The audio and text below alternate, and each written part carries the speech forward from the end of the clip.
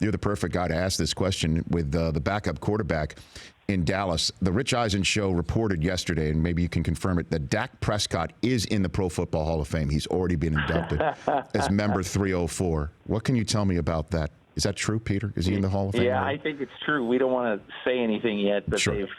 we've hurried his bust into production, and before the preseason game this weekend, he will be inducted into Kansas. I think he is there, right? I mean, is this true? Will they really? I understand he's looking really good, very sharp, and may have the abilities to be a pro football quarterback. And who knows, in this league that we've seen Russell Wilson most recently do what he did. Right. I get it. I understand. But will Jerry Jones really go into the season with Tony Romo being backed up by a raw rookie after what we saw last year? Will that really happen? I think, but let me just ask you this question.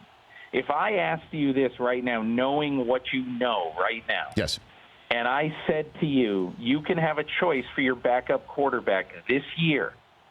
You can have Matt Castle, you could have Kellen Moore, or you could have Dak Prescott. Now Kellen Moore obviously is hurt. He's out. Matt Castle is not there anymore, so he's out. But they paid a $5 last year for Matt Castle to the Buffalo Bills. And Matt Castle was poor last year in Dallas. No question. So the whole issue now, and obviously Kellen Moore hurt this year before the season. So the whole issue now is, what do you do if you're them? Do you go out and get another veteran guy who may or may not be any good? Or do you go with the guy who's had a great spring, obviously a tremendous summer, and just say, look, if we have to play the backup quarterback anyway, then the season most likely is lost. But so, I mean, what do we want to do? But we saw last year, even with luck going down, and Matthew Hasselbeck at 40 years old keep the ship afloat. I mean, in Dallas, in that division last year, could have gone to the playoffs if somebody could have just kept the ship afloat. Rich, you tell me this. If you can find Matt Hasselbeck to back up Tony Romo, that's great. But I want you to tell me, are you going to find somebody any better than Matt Castle, or even as good as Matt Castle? So now? Well, you would know. Well, who would the options be other than Matt? Just who would the actual options be right now?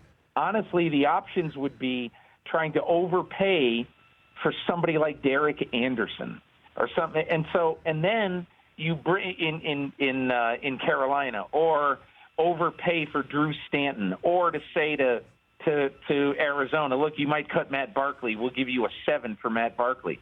But I'm just saying to you, Rich, if Dak Prescott has been in this offense right now for 3 months and has looked great in training camp so far, and not just in these preseason games, then why would you go out and pay for a veteran and probably give a draft choice for a veteran if you have no idea? First of all, the guy's got to come in and learn your offense in 10 minutes.